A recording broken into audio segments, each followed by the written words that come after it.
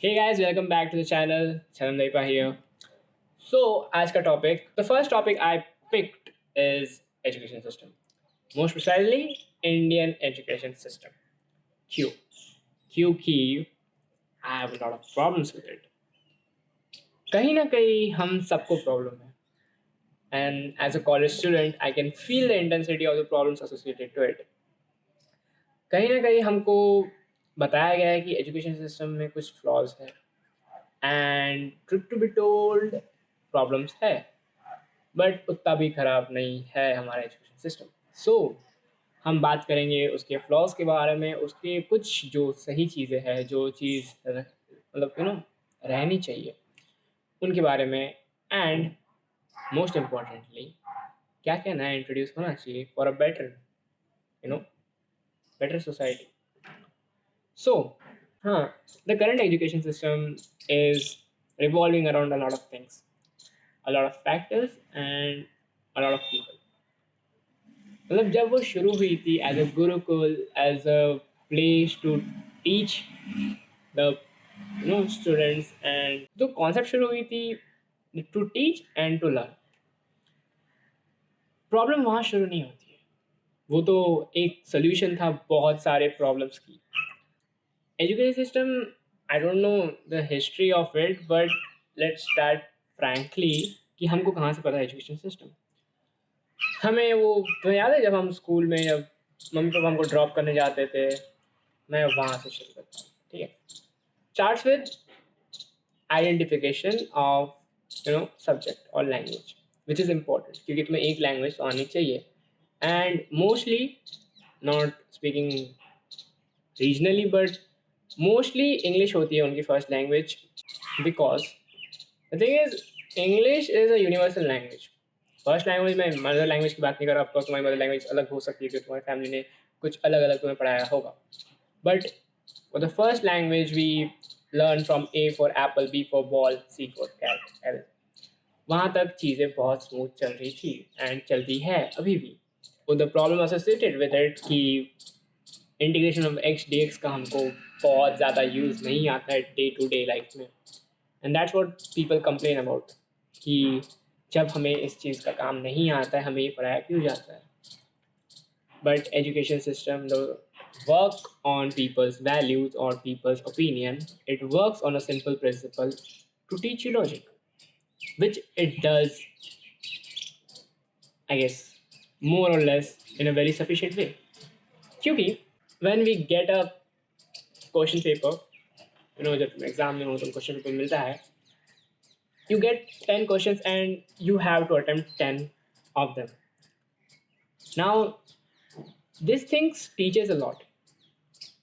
Testing is something you can verify तुमने कितना पढ़ा है या तुमने कितना समझा है, बट अभी का टेस्टिंग सिस्टम थोड़ा सा आउटडेटेड हो चुका है क्योंकि it somehow test how much we can remember. Like कुछ लोग हैं जो एक साल से पढ़ के वही पेपर दे रहे हैं, कुछ लोग हैं जो एक दिन में पढ़ के वो पेपर दे रहे हैं, and it all boils down to something we call memory.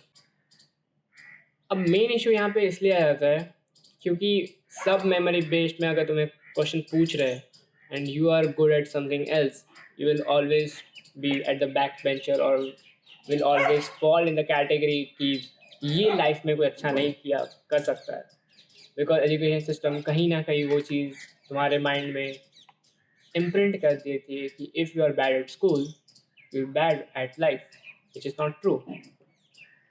So that's where education system falls apart. Now let's talk about इस education system में क्या क्या हमें introduce करना चाहिए so that we can have a fair competition. So I came up with something which I called ICCRD. If we categorize these things, the 5 things whatever I said, so this comes as imagination, creativity, curiosity, realization, and discipline. So let's go a little bit deep and समझ जाते हैं कि ये 5 चीज़ क्यों important है and हम कैसे implement कर सकते हैं। So the first thing comes with imagination. Up this is something a lot of great minds have already spoken about.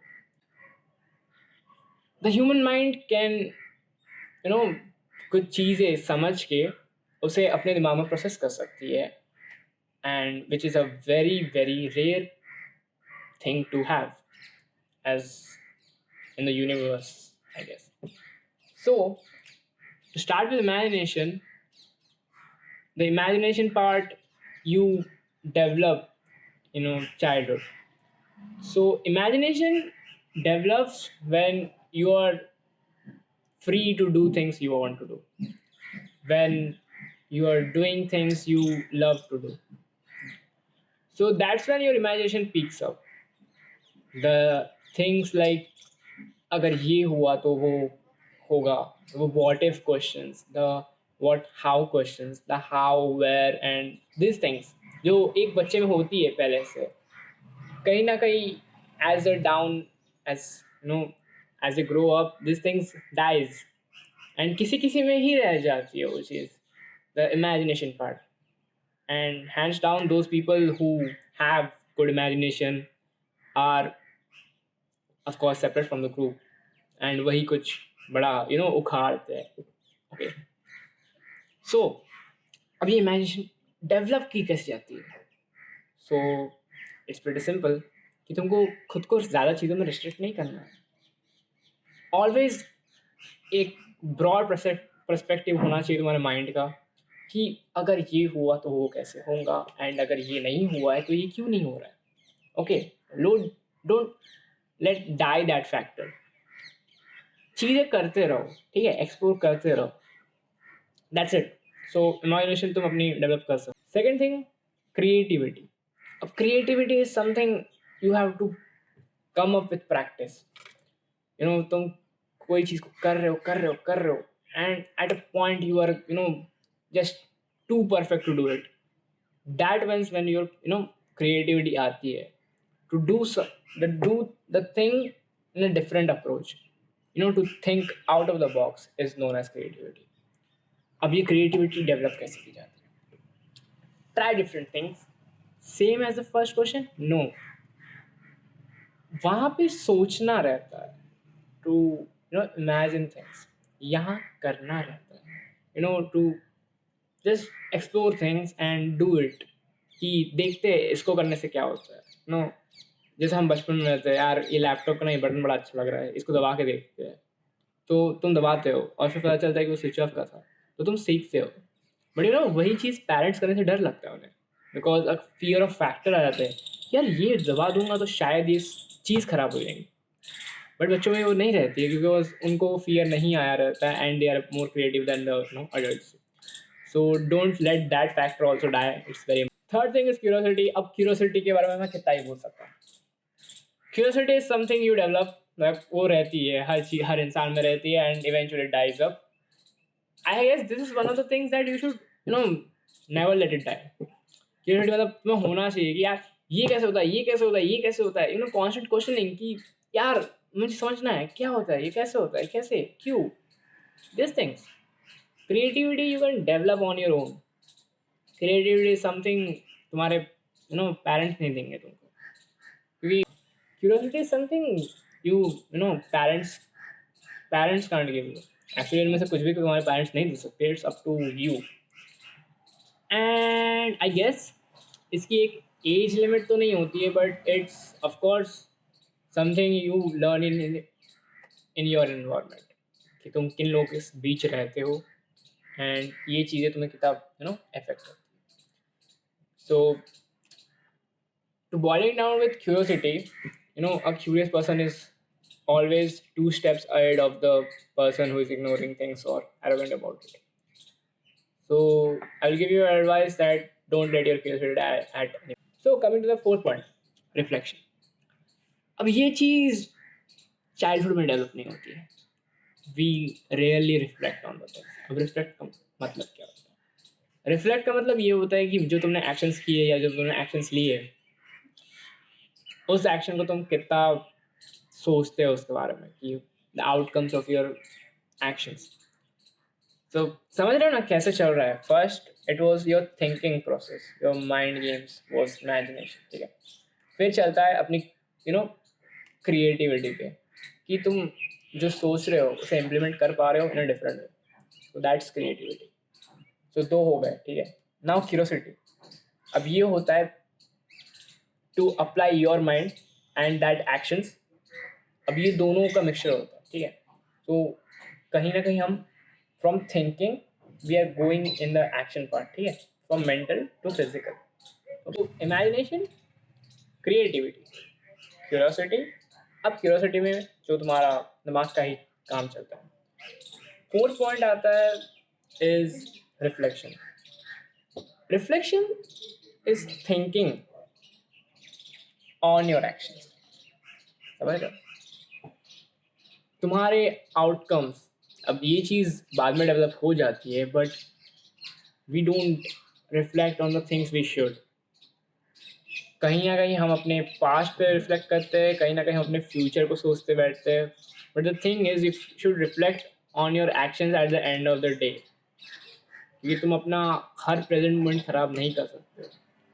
क्योंकि to live in a present moment is something a person want to live up to, it's not something just randomly given to you.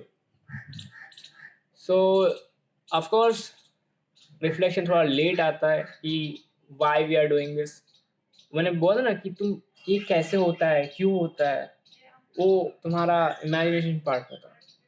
But तुमने ये क्यों किया, what actions you took, क्या वो सही था, क्या गलत था, this realization is something you know experience and बहुत सारी चीज़ें करने के बाद आती है। तो realization is also a very important part. You can say it realization or reflection. I prefer to say it as a reflection. Okay, so that's it. Sorry. Fifth point आता है discipline. Discipline is repeating your actions, repeating your results without even thinking कि क्या उसका कुछ outcome आ रहा है, क्योंकि कभी कभी रिजल्ट्स बाद में आते हैं, आउटकम्स आर ऑफन लेट, क्योंकि तुम्हें बहुत काम करना पड़ता है, उसके बाद तुम्हारा आउटकम आ रहा होता है, ठीक है। तो discipline is to show up, if you are committed to something, to show up is discipline for me. So once you get the discipline in yourself as a core value, life would be pretty much easy for you, क्योंकि जब सब you know मस्ती मजाक कर रहे होंगे, जब उनको वो करना अच्छा लग रहा है जो कुछ टेम्पररी गेन्स दे रहे होंगे, और तुम लड़ रहे होंगे अपने लॉन्ग टर्म गोल्स के लिए, वो होती है discipline. That makes you unique, that makes you different from the crowd. That's what education system should implement. ये सब चीज़ें सिखानी होती है।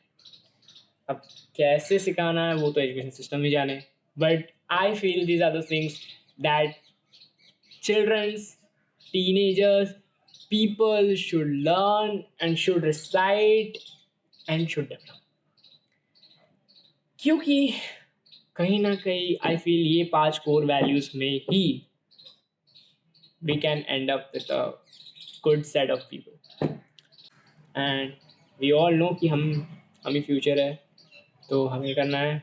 so that's all, bye bye, thank you।